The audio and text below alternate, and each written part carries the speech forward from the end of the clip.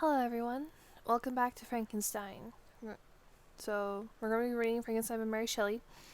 The info about this book will be in the description below. So today we're going to be reading letters 3 and 4, since letter 3 is pretty short and letter 4 is a little bit on the longer side. I've been trying to record this video all day and I've just been able to get to it, so we're just going to get this over with now. So anyways, if you have not seen letters 1 and 2 of Frankenstein, I'll put a card right here so you can go to it. I'll also put the playlist here. Details for other accounts that you can follow will be in the description below as well. So I hope that you enjoy. We'll get right into it. Letter 3. To Mrs. Saville, England, July 7th, 17. My dear sister, I write a few lines in haste to say that I am safe, and well advanced on my voyage. This letter will reach England by a merchantman now on his homeward voyage from Archangel. More fortunate than I, who may not see my native land, perhaps, for many years. I am, however, in good spirits. My men are bold and apparently firm of purpose, nor did the floating sheets of ice that continually pass us, indicating the dangers of the region towards which we are advancing, appear to dismay them. We have already reached a very high latitude, but it is the height of summer. And although not so warm as in England, the southern gales, which blow us speedily towards those shores which I so ardently desire to attain, breathe a degree of renovating warmth which I had not expected. Incidents have hitherto befallen us that would make a figure in the letter. 1 or 2 stiff gales and the springing of a leak are accidents which experienced navigators scarcely remember to record, and I shall be well content if nothing worse happen to us during our voyage. Adieu, my dear Margaret. Be assured that for my own sake, as well as yours, I will not rashly encounter danger. I will be cool, persevering, and prudent. But success shall crown my endeavors. Wherefore not? Thus far I have gone, tracing a secure way over the pathless seas, the very stars themselves being witnesses and testimonies of my triumph. Why not still proceed over the untamed yet obedient element? What can stop the determined heart and resolved will of man? My swelling heart involuntarily pours itself out thus, but I must finish. Heaven bless my beloved sister. R.W.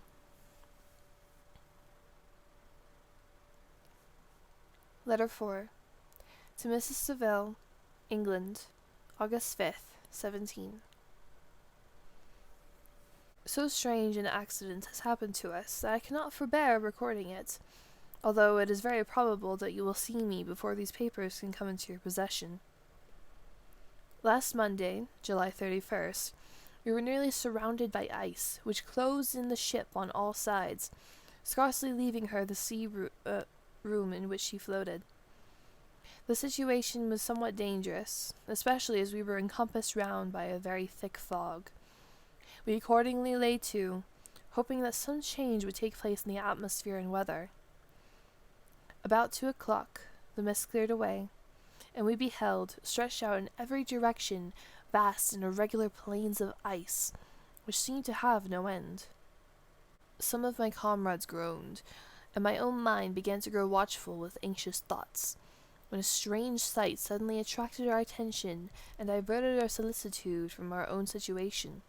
We perceived a low carriage, fixed on a sledge and drawn by dogs, pass on towards the north at the distance of half a mile. A being which had the shape of a man, but apparently of a gigantic stature, sat in the sledge and guided the dogs. We watched the rapid progress of the traveler with our telescopes until he was lost among the distant inequalities of the ice. This appearance excited our unqualified wonder. We were, as we believed, many hundred miles from any land, but this apparition seemed to denote that it was not, in reality, so distant as we had supposed. By ice, it was impossible to follow his track, which we had observed with the greatest attention. About 2 hours after this occurrence, we heard the ground sea, and before the night the ice broke and freed our ship. We, however, lay to until the morning, fearing to encounter in the dark those large loose masses which float about after the breaking up of the ice. I profited of this time to rest for a few hours. In the morning, however, as soon as it was light, I went upon deck and found all the sailors busy on one side of the vessel, apparently talking to someone in the sea. It was, in fact, a sledge, and like that we had seen before, which had drifted towards us in the night on a large fragment of ice.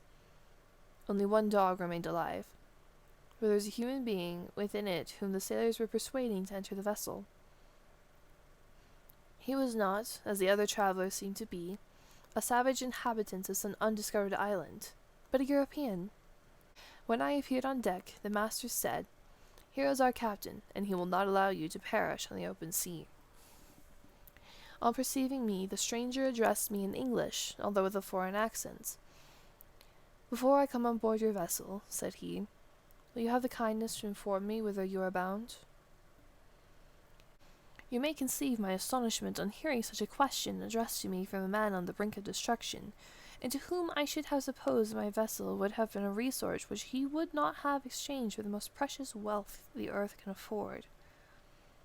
I replied, however, that we were on the voyage of discovery towards the northern pole. Upon hearing this, he appeared satisfied and consented to come on board. Good God! Margaret, if you had seen the man who thus capitulated for his safety, your surprise would have been boundless. His limbs were nearly frozen, and his body dreadfully emaciated by fatigue and suffering. I never saw a man in so wretched a condition. We attempted to carry him into the cabin, but as soon as we had quitted the fresh air, he fainted. We accordingly brought him back to the deck and restored him to animation by rubbing him with brandy and forcing him to swallow a small quantity. As soon as he showed signs of life, we wrapped him up in blankets and placed him near the chimney of the kitchen stove. By slow degrees, he recovered and ate a little soup, which restored him wonderfully. 2 days passed in this manner before he was able to speak. I often feared that his sufferings had deprived him of understanding. When he had in some measure recovered, I removed him to my own cabin and attended on him as much as my duty would permit. I never saw a more interesting creature. His eyes had generally an expression of wildness and even madness, and there are moments when, if anyone performs an act of kindness towards him, or does any of the most trifling service, his whole countenance is lighted up, as it were, with a beam of benevolence and sweetness that I never saw equalled. But he is generally melancholy and despairing, and sometimes he gnashes his teeth, as if impatient of the weight of woes that oppresses him.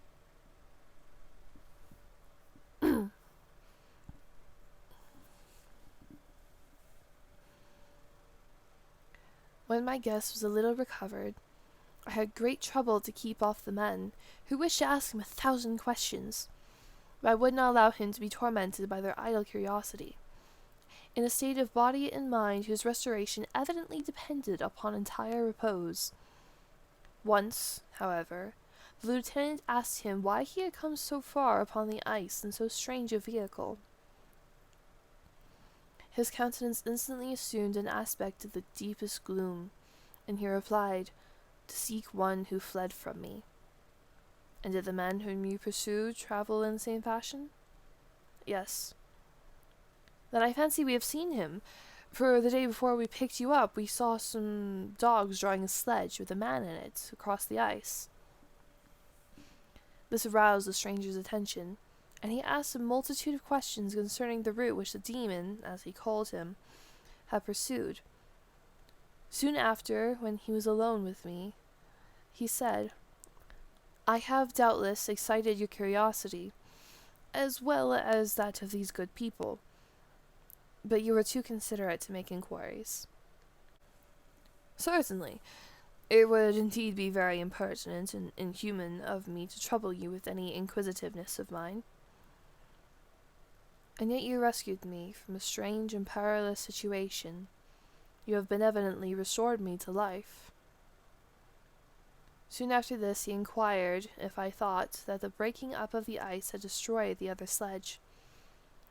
I replied that I could not answer with any degree of certainty, for the ice had not broken until near midnight, and the traveller might have arrived at a place of safety before that time, but of this I could not judge. From this time, a new spirit of life animated the decaying frame of the stranger. He manifested the great eagerness to be upon deck to watch for the sledge which had before appeared, and I have persuaded him to remain in the cabin, for he is far too weak to sustain the rawness of the atmosphere. I have promised that someone would watch for him and give him instant notice if any new object should appear in sight. Such is my journal of what relates to the strange occurrence up to the present day. The stranger has gradually improved in health, but is very silent and appears uneasy when anyone except myself enters his cabin. Yet his manners are so conciliating and gentle that the sailors are all interested in him, although they have had very little communication with him. For my own part, I begin to love him as a brother, and his constant and deep grief fills me with sympathy and compassion. He must have been a noble creature in his better days, being even now in wreck so attractive and amiable. I said in one of my letters, my dear Margaret, that I should find no friend on the wild ocean. Yet I found a man who, before his spirit had been broken by misery, I should have been happy to have possessed as the brother of my heart. I shall continue my journal considering the stranger at intervals, should I have any fresh incidents to record. August 13th, 17. My affection for my guest increases every day. He excites at once my admiration and my pity to an astonishing degree. How can I see so noble a creature destroyed by misery without feeling the most poignant grief? He is so gentle, he is so wise, his mind is so cultivated, and when he speaks, although his words are cold with the choicest art, yet they flow with rapidity and unparalleled eloquence.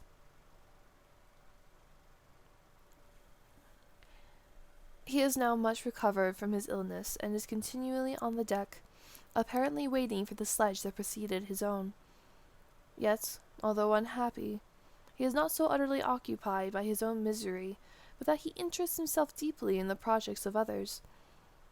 He has frequently conversed with me on mine, which I have communicated to him without disguise. He entered attentively into all my arguments in favor of my eventual success, and into every minute detail of the measures I had taken to secure it.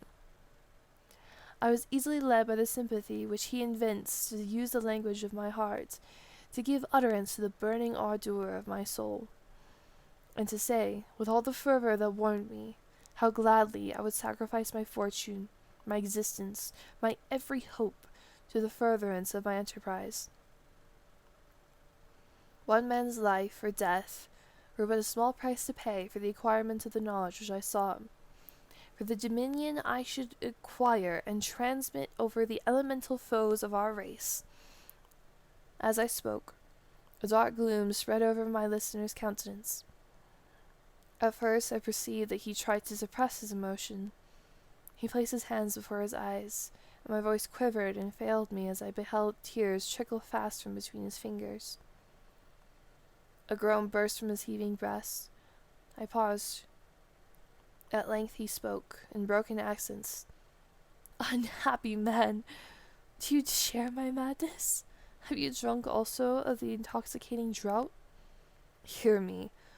Let me reveal my tale, and you will dash the cup from your lips." Such words, you may imagine, strongly excited my curiosity. But the paroxysm of the grief that had seized the stranger overcame his weakened powers, and many hours of repose and tranquil conversation were necessary to restore his composure. Having conquered the violence of his feelings, he appeared to despise himself for being the slave of passion, and quelling the dark tyranny of despair. He led me again to converse concerning myself personally. He asked me the history of my earlier years. The tale was quickly told, but it awakened various trains of reflection. I spoke of my desire of finding a friend, of my thirst for a more intimate sympathy with a fellow mind than had ever fallen to my lot, and expressed my conviction that a man could boast of little happiness who did not enjoy this blessing. "I agree with you," replied the stranger. "We are unfashioned creatures, but half made up, if one wiser, better, dearer than ourselves, such a friend ought to be, did not lend his aid to perfection it to our weak and faulty natures. I once had a friend, the most noble of human creatures, and am entitled, therefore, to judge respecting friendship. You have hope, and the world before you, and have no cause for despair. But I have lost everything, and cannot begin life anew." As he said this, his countenance became expressive of a calm, settled grief that touched me to my heart. But he was silent, and presently retired to his cabin. Even broken in spirit as he is, no one can feel more deeply than he does the beauties of nature. The starry sky, the sea, and every sight afforded by these wonderful regions seems still to have the power of elevating his soul from earth. Such a man has a double existence.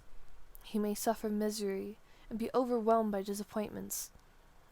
Yet when he has retired into himself, he'll be like a celestial spirit that has a halo around him, within whose circle no grief or folly ventures. Will you smile at the enthusiasm I express concerning this divine wanderer? You would not if you saw him. You have been tutored and refined by books and retirement from the world, and you are therefore somewhat fastidious. But this only renders you the more fit to appreciate the extraordinary merits of this wonderful man. Sometimes I have endeavored to discover what quality it is which he possesses that elevates him so immeasurably above any other person I ever knew. I believe it to be an intuitive discernment, a quick but never failing power of judgment, a penetration into the causes of things unequaled for clearness and precision. Add to this a facility of expression and a voice whose varied intonations are soul-subduing music. August 19th, 17. Yesterday the stranger said to me, "You may easily perceive, Captain Walton, that I have suffered great and unparalleled misfortunes. I had determined at one time that the memory of these evils should die with me, and you have won me to alter my determination. You seek for knowledge and wisdom, as I once did, and I ardently hope that the gratification of your wishes may not be a serpent to sting you, as mine has been.